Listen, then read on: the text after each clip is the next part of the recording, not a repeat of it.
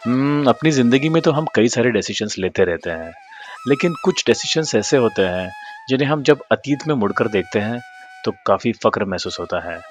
कुछ इसी तरह का फ़ीलिंग आता है जब हम सोचते हैं हमारे हम्पी ट्रिप के बारे में।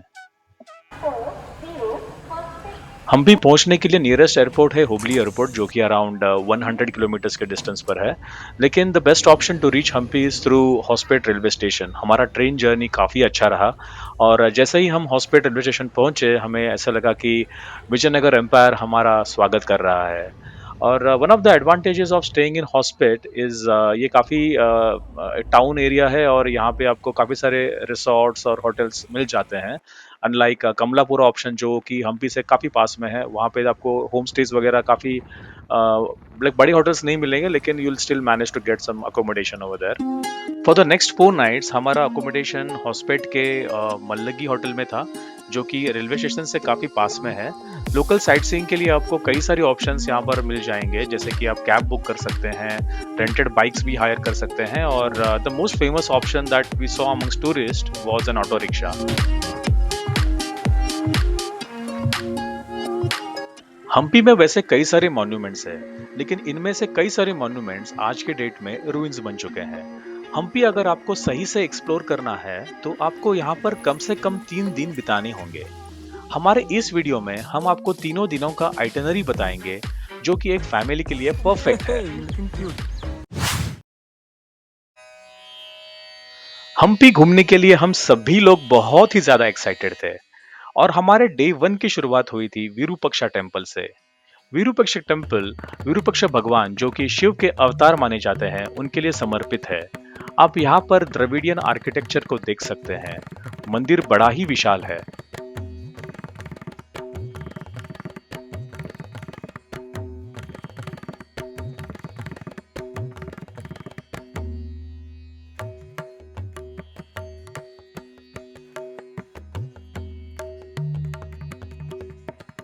विरूपक्ष टेम्पल के प्रीमाइसेस में काफी सालों से एक हथिनी रहती है जिसका नाम लक्ष्मी है।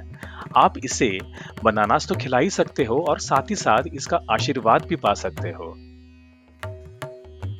जब हम यहाँ पर पहुंचे तब लक्ष्मी किसी प्रोग्राम की तैयारी में थी और सज धज रही थी।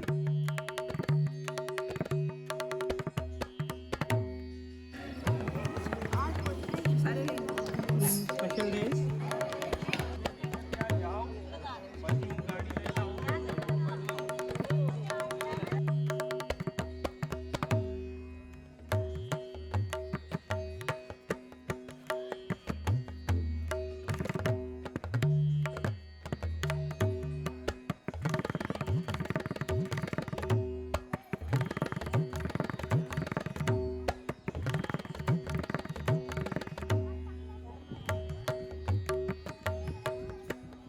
विरूपक्षा टेम्पल से बाहर आते ही हमने हेमकुट्टा हिल्स की तरफ रुख किया। Hemakuta hills is one of the best places in Hampi for sunsets. पर हम लोग यहाँ पर दोपहर के समय आए थे, तो हमने बस हिल को अच्छी तरह से क्लाइंब किया और आजू-बाजू के रुइंस हमने एक्सप्लोर किए और नीचे जो मॉन्यूमेंट्स थे वो एक्सप्लोर करना ठीक समझा।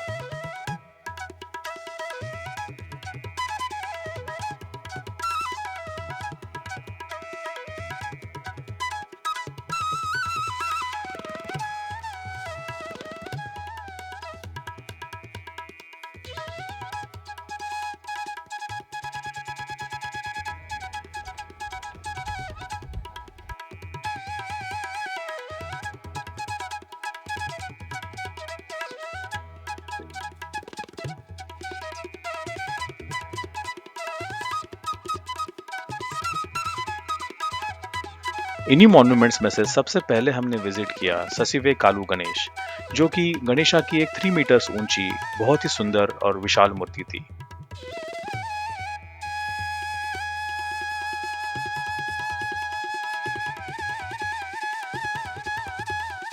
एक और गणेश मूर्ति हमने देखी जो इससे भी काफी बड़ी थी। मंडप दिख रहे हैं ना सर, इसमें एक गणेश का स्टैचू है, उसका नाम कडलेकालु गणेश बोलता है। एक ही स्टैचू में श्री कृष्ण देवराया का 21 फीट हाइट का गणेश का मूर्ति निकला है हाथ से, इसको कडलेकालु गणेश बोलते हैं। हम्पी में ऐसा गणपति दो है, एक है ना ये बड़ा गणपति 18 सातवें काल, नेक्स्ट ईयर सातवें काल में।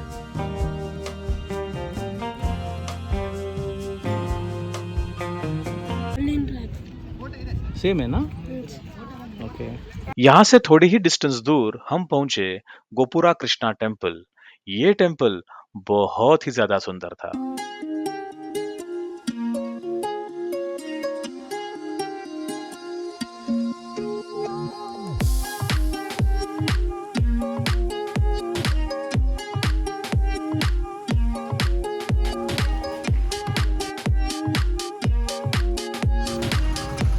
अभी हम कृष्णा बाज़ार आए हैं। ये कृष्णा बाज़ार है और इसी के अपोजिट कृष्णा टेम्पल है। ये रहा कृष्णा टेम्पल। हम रास्ते पर अगले मॉन्यूमेंट की तरफ चल ही रहे थे कि हमारा ध्यान आकर्षित किया इस लक्ष्मी नरसिम्हा टेम्पल ने।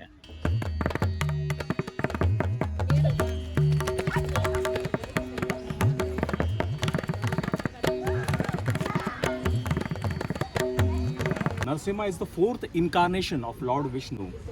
The phase 2 has been damaged, which misled people into believing that it was the Ugra Narasimha, ferocious Narasimha. Lakshmi Narasimha temple की कहानी तो काफी रोचक है, मगर आज की डेट में ये एक हॉटस्पॉट बन चुका है सेल्फीज और फोटोग्राफी के लिए। लक्ष्मी नरसिम्हा टेम्पल के नॉर्थ में स्थित बड़विलिंगा टेम्पल को भी हमने विजिट किया। यहाँ पर आप एक ह्यूज मोनोलिथिक शिवलिंगा को देख सकते हैं। इसके बाद हमने थोड़ा एक ब्रेक लिया और लोकल आर्ट वर्क को एक्सप्लोर किया।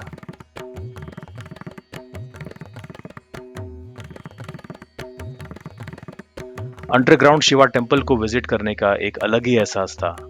मंदिर को देखकर ही ऐसा लग रहा था कि यह काफी प्राचीन है।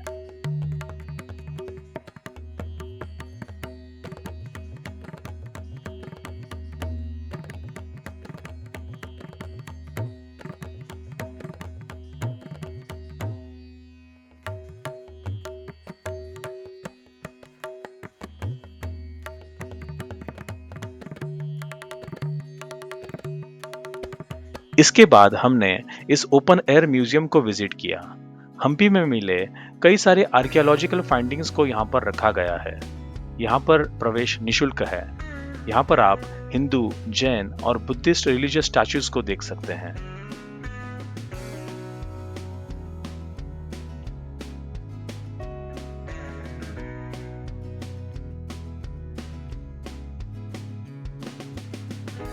हजारा Ramachandra temple is one of my personal favourites. ये लगभग 14th और 15th सेंचुरी के बीच में बनाया गया था। टेम्पल के वॉल कार्विंग्स में आप रामायण की झलक देख सकते हैं।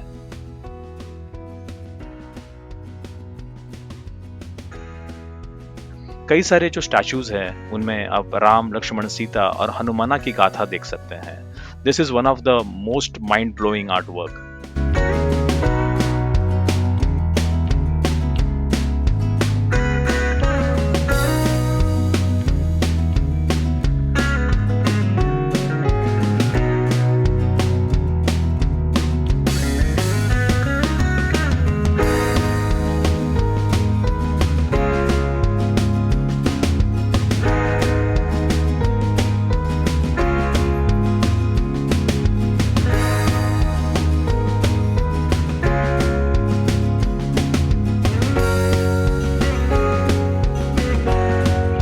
इसी मंदिर के बाहर हमने 500 बाजार को भी देखा।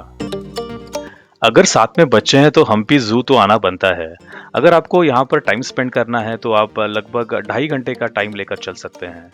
Entry fees 200 rupees per adult है और 100 रुपीज पर चाइल्ड है। हम्पी जू विजिट को आप 2 पार्ट्स में डिवाइड कर सकते हैं। जो फर्स्ट हाफ है वो एक सफारी है, जो कि आपको एक बस में बिठाया जाएगा और आपको लायन और टाइगर की सैर कराएंगे। तो लायन एंड टाइगर तो हमें काफ़ी सारे दिखे और काफ़ी क्लोज दिखे और बच्चों ने भी काफ़ी एंजॉय किया।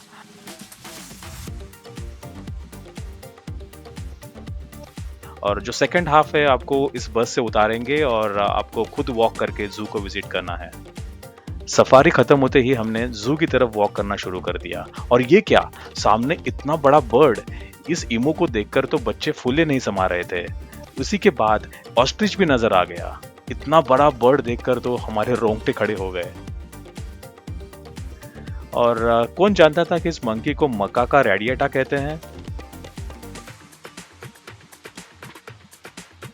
स्लॉथ बियर की फाइट देखकर तो भाई मजा आ गया।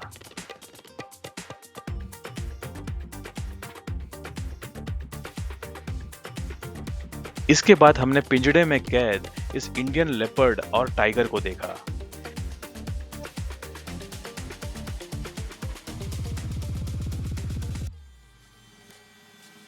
इस पैरेट ने तो मेरा दिल ही जीत लिया। ये क्रोकोडाइल तो बस निगलने के लिए हरदम तैयार ही बैठा था, बिल्कुल हमारी तरह। जिराफ चाचा तो बड़े ही भाव खा रहे थे, जरा भी कैमरे की तरफ मुड़कर देखा नहीं इन्होंने। और इस हिप्पो ने तो बड़ी गंद मचा दी थी।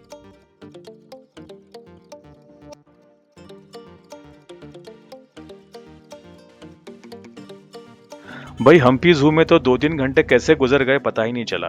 इसके बाद हम पहुंचे क्वींस बाथ, जहां पे रानियों का स्नान गृह हुआ करता था।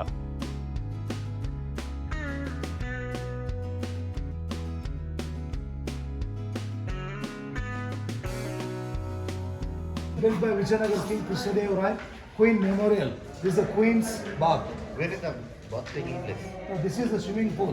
Oh. This is the swimming pool for the Queen.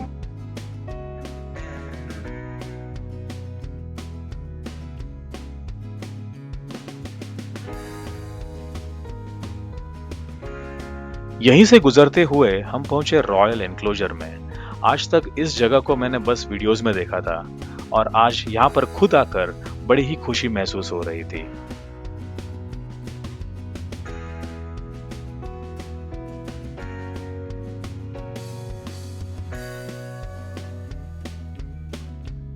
काले पत्थर वाली इस पुष्करनी ने हमारा ध्यान खींच लिया।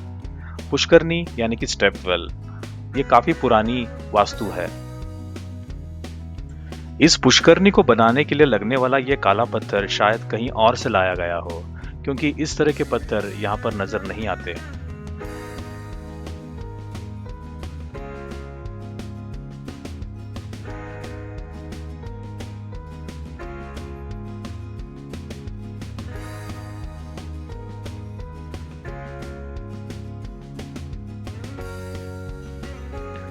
रॉयल एनक्लोजर में स्थित यह सीक्रेट चेंबर वही जगह है जहां पर कैदियों को बंधक बनाए रखा जाता था।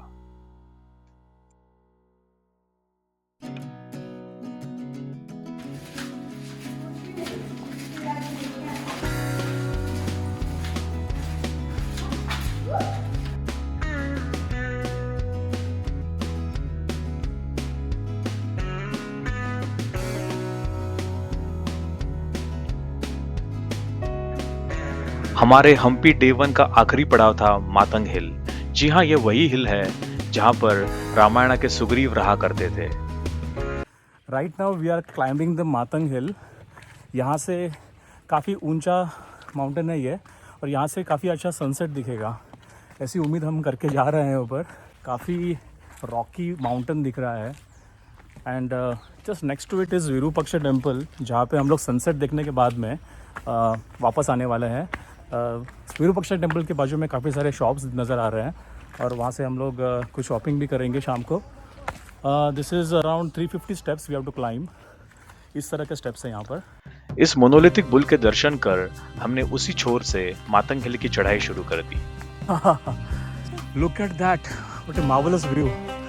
चढ़ाई तो शुरुआत में आसान नजर आ रही थी, मगर ऊपर पहुंचते पहुंचते हमारे पसीने छूट गए।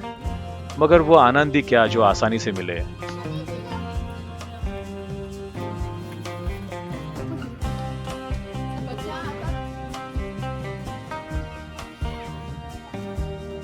You don't fear them.